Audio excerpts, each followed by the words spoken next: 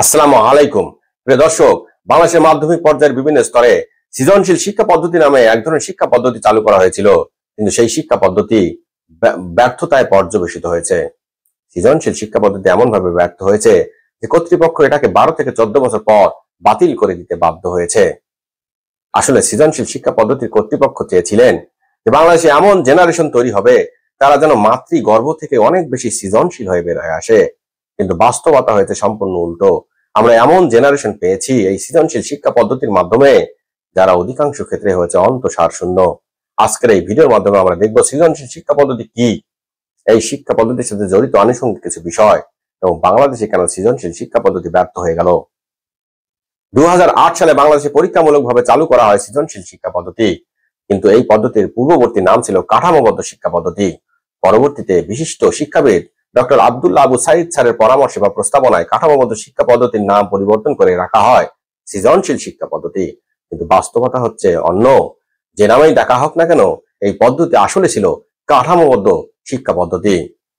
2010 সালে বাংলাদেশে যে শিক্ষানীতি গ্রহণ করা হয় তার কর্মকাণ্ড শুরু হয়েছিল অনেক আগেই, এবং সেই শিক্ষানীতির যে কমিটি গঠন করা হয় তার একজন অন্যতম সদস্য ছিলেন প্রফেসর ডক্টর জাফর ইকবাল সাহেব।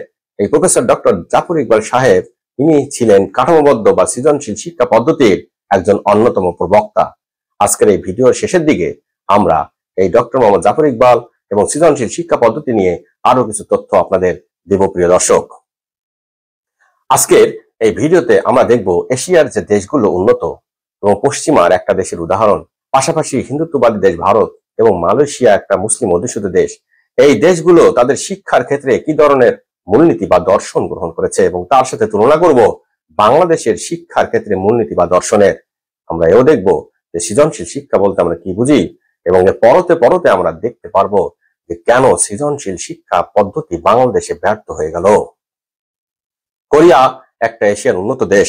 এই কোরিয়ার শিক্ষার যে দর্শন, সেই দর্শন হচ্ছে যে আত্মনিয়ন্ত্রণ, আন্তরিকতা, দায়িত্ব গ্রহণ, ঐতিহ্যগত সংস্কৃতির বিকাশ, জাতীয় উন্নয়নের প্রতি শ্রদ্ধাশীল বা অঙ্গীকার, মানবতার প্রতি শ্রদ্ধা এবং বিশ্ব শান্তিতে অবদান। এগুলো হচ্ছে কোরিয়ার যে শিক্ষা ব্যবস্থা, সেই শিক্ষা ব্যবস্থার মূলনীতি বা দর্শন। আমরা জাপানের শিক্ষার ক্ষেত্রে যে দর্শন, সেটা হচ্ছে অন্যের কথা চিন্তা করা, নিজের সেরাটা জানা, হাল ছেড়ে না দেওয়া, বড়দের সম্মান করা এবং নিজের ভূমিকা বা রেসপন্সিবিলিটি সম্পর্কে অবগত থাকা। সিঙ্গাপুরের শিক্ষার দর্শন হচ্ছে মূল্যবোধ, সামাজিক মানসিক সুস্থতা এবং চরিত্রের বিকাশ যেন তাদের শিক্ষার ভেতরে থাকে বা শিক্ষার পদ্ধতির মধ্যে দিয়ে গেলে শিক্ষার্থীরা তা শিখতে পারে। এজন্যই এগুলো ছিল তাদের শিক্ষার মূলনীতি বা দর্শন। ফিনল্যান্ড হচ্ছে একটা পশ্চিমা দেশ, যে দেশের শিক্ষা বিশ্বে সমাদৃত। তাদের শিক্ষার যে দর্শন, সেটা হচ্ছে যে শিক্ষার্থীদের মানবিক ও সমাজের প্রতি নৈতিকভাবে দায়িত্বশীল করে গড়ে তোলা। এটাই হচ্ছে ফিনল্যান্ডের শিক্ষা ব্যবস্থার খুব সিম্পলিফাইড দর্শন বা মূলনীতি।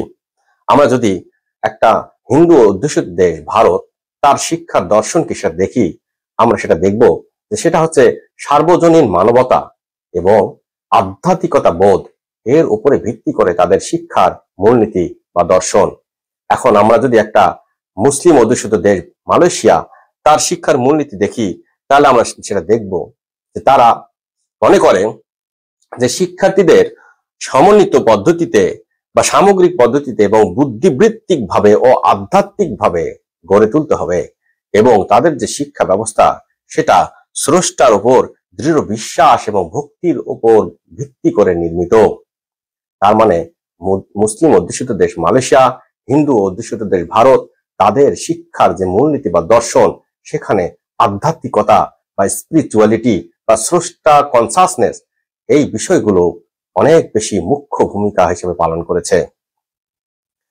কিন্তু আমরা যদি এই দেশগুলোর উদাহরণ না দিয়ে এমনি সিম্পলি প্রকৃত শিক্ষার যে দর্শন সেটার দিকে তাকাই, আমরা দেখব যে প্রকৃত শিক্ষার দর্শন হচ্ছে যে শুধুমাত্র ভালো ফলাফল না করা, বরং জীবনের উদ্দেশ্যকে অর্থবহ করে গড়ে তোলা।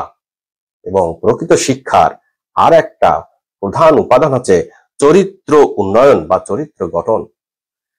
এই হচ্ছে প্রকৃত শিক্ষার দর্শন। আমরা যদি এখন বাংলাদেশের যে শিক্ষার দর্শন সেটা দেখি,